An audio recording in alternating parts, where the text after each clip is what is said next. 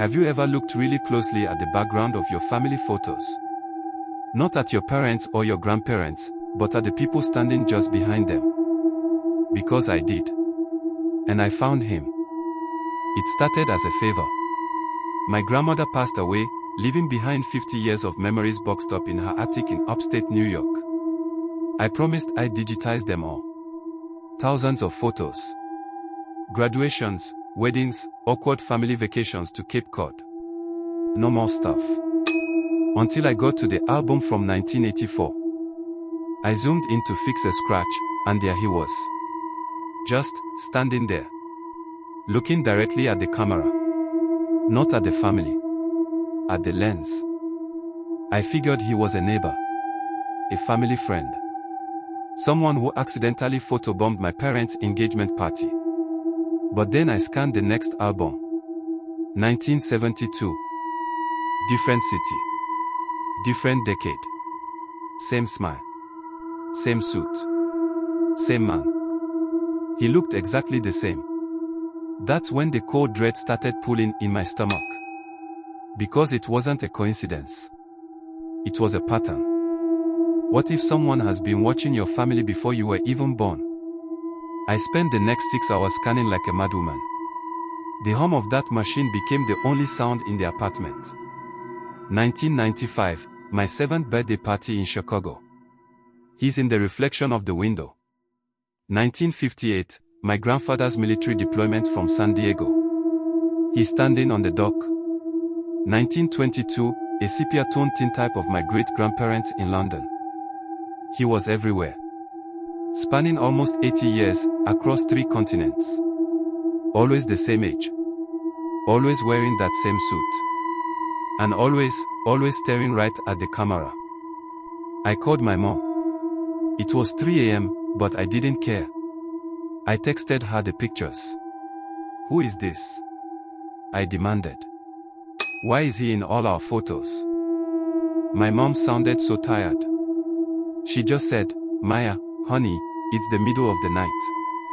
I don't know who that is. Just some stranger. A coincidence.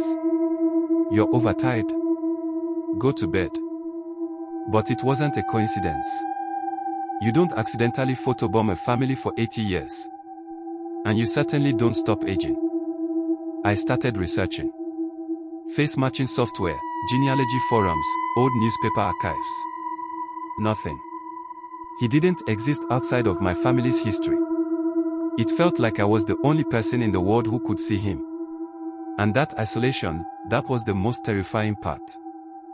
If he isn't human, what is he? And why my family?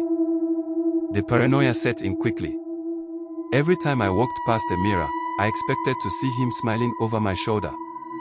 Every time the floorboards creaked, I thought of that suit. I stopped leaving my apartment. I ordered groceries, double-locked the doors, and kept the blinds drawn. But the photos, they were an obsession. I had to understand. I noticed something I hadn't seen before. In the older photos, he was always far away. A speck in the background.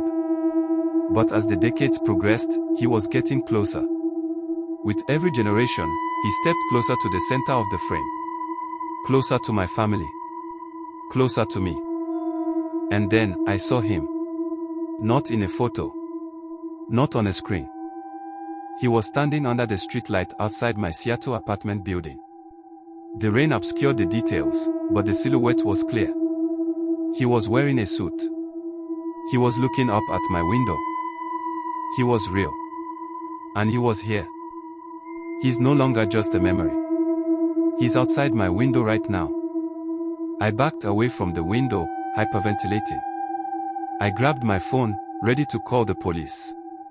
But then, there was a heavy knock at my door. 3 slow, deliberate knocks. The police wouldn't believe me. There's a man from my 1920s photo albums at my door. They'd lock me up. I was entirely alone. I crept to the peephole. I looked through. The hallway was empty. I exhaled a shaky breath. But as I turned away, I heard a voice from inside my apartment. "It's a nice collection you have there," a stranger said. I froze. Sitting casually on my sofa, illuminated by the laptop screen, was the man. He looked exactly as he did in 1922. The suit was immaculate. The smile was unsettlingly polite. I couldn't scream. My throat closed up. I just stared at him, my mind desperately trying to rationalize the impossible.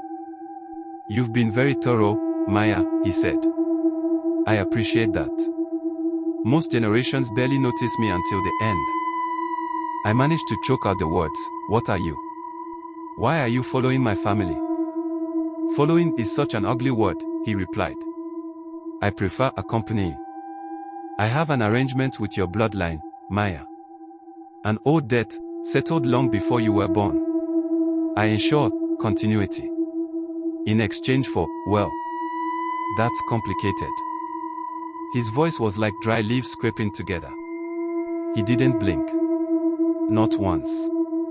He offered me a deal. Stop looking. Delete the files. Burn the albums. And he would stay in the background. What would you do? Burn the memories or face the monster? I shook my head. No. I won't stop. I need to know the truth. The smile faltered slightly. As you wish. Then perhaps you'd like to understand what I am. Spend today with me, Maya. Observe. And perhaps you realize why some things are better left unseen.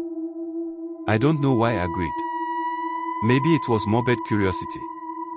Maybe I thought I could find a weakness. We walked the streets of Seattle for hours, but the city felt altered. Colors were muted. Sounds were muffled, like being underwater. He never ate. He never drank. He never seemed to breathe.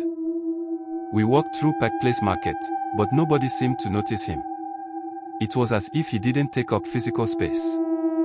He stopped next to an older woman buying flowers and whispered, "Watch." He reached out and lightly touched the woman's shoulder. She shivered violently, dropped her purse, and looked around, panicked, though she looked right through him. He fed on it. I could feel it. The ambient anxiety, the quiet fears of the people around us. He was a siphon, draining the warmth out of the air. But as the day wore on and we ended up at a quiet cemetery overlooking the Puget Sound, I noticed something else. Something that made the fear curdle into something far worse. I was about to discover his secret. And it changes everything. He moved perfectly. He spoke eloquently. But he was hollow. Like an echo of a person. I got closer to him. I noticed a slight translucence to his skin near his wrist. A faint smell of ozone and old, dry dirt hung around him. "You're not a demon, are you?" I asked. "You're not some ancient curse?" He turned to me, the smile completely gone now. His eyes looked incredibly tired. "No, Maya. I am not a curse. I am a consequence." He reached into his jacket pocket and pulled out a small, incredibly old, crumbling photograph. He handed it to me. It was a tintype, older than any I had. 1890s, maybe. It showed my great-great-grandfather, a stern-looking man. And standing next to him, clear as day, was the stranger. But he wasn't smiling in this one. He looked terrified. "This is you," I said. "Before. We made a mistake, Maya. Your ancestor and I," he said. "We tried to cheat the one thing no one can cheat. He offered my life in exchange for his family's prosperity. A blood sacrifice. The ritual worked, in a way. He lived a long, wealthy life. And I became this. Tethered to his bloodline. An anchor." His phone flickered slightly, like static on a television screen. The truth hit me like a physical blow. He wasn't hunting us. He wasn't watching us. He was trapped with us. "I don't move closer in the photos because I want to harm you, Maya," he explained. "I move closer because the tether is shortening. The energy from the original sacrifice is fading. Soon, there won't be enough left to sustain this existence." And when the tether breaks, Maya, I don't just disappear. The death comes due. All at once. The terrifying truth was revealed. But how does it end? I stumbled back from him, dropping the old photograph. The reality of the situation settled in, heavy and suffocating. All those years. All those photos. I thought he was the monster. But the monster was in my own bloodline. My ancestor traded another man's soul for a comfortable life in the suburbs. And now, the bill was arriving. What do you mean, the death comes due? I asked. What happens to my family? What happens to me? His voice was fainter now, barely a whisper over the wind. Energy cannot be created or destroyed, Maya. It can only change form. The life that was stolen from me must be repaid. He began to fade, becoming more translucent by the second. The surrounding cemetery seemed to grow darker, colder. He wasn't a threat anymore. He was a warning. A dying ember of a terrible sin, and he had come to tell me the fire was about to spread. I am already dead, Maya, he whispered. I have been dead for a very long time. But you still have time to be afraid. With a final, agonizing flicker, he vanished completely. The only sound was the wind of the Puget Sound and my own ragged breathing. I spent the next week in a haze. I tried to warn my family. I called my mom, my aunts, my cousins. I told them about the deal, the sacrifice, the tether. They thought I had lost my mind. The isolation was complete. I was the only one who knew the Titanic was sinking, and they were all still complaining about the music playing on deck. The worst part wasn't the fear of what was coming. It was the guilt. My comfortable life in Seattle, my college education, my family's nice homes, it was all built on a foundation of stolen life. We were parasites. I started noticing things. Small things at first. A sudden chill in the middle of summer. A feeling of profound lethargy that wouldn't go away. The plants in my apartment began to wither, no matter how much I watered them. The death is coming due. The symptoms are starting. The tether was breaking. I could feel it snapping, strand by strand. And I knew what it meant. The energy that had sustained my family for over a century was draining back to where it belonged. I looked in my bathroom mirror. I looked significantly older. My hair was thinning, my skin sallow. It wasn't just me. My mom called last Tuesday. She sounded weak. Said she caught a bug she couldn't shake. My cousin in Boston was hospitalized with sudden organ failure. The doctors were baffled. I looked at the picture from my 7th birthday party. The man in the reflection. He wasn't smiling anymore. He looked at peace. He finally got to rest. But we were just beginning to pay the price. There is no running from a death etched in blood.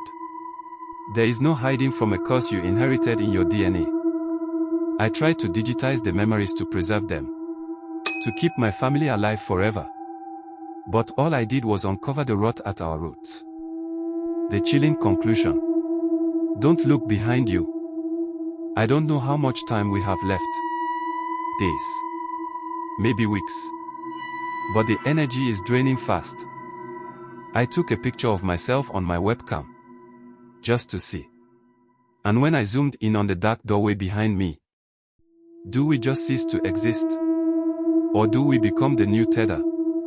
Do we become the ones waiting in the background of someone else's happy memories?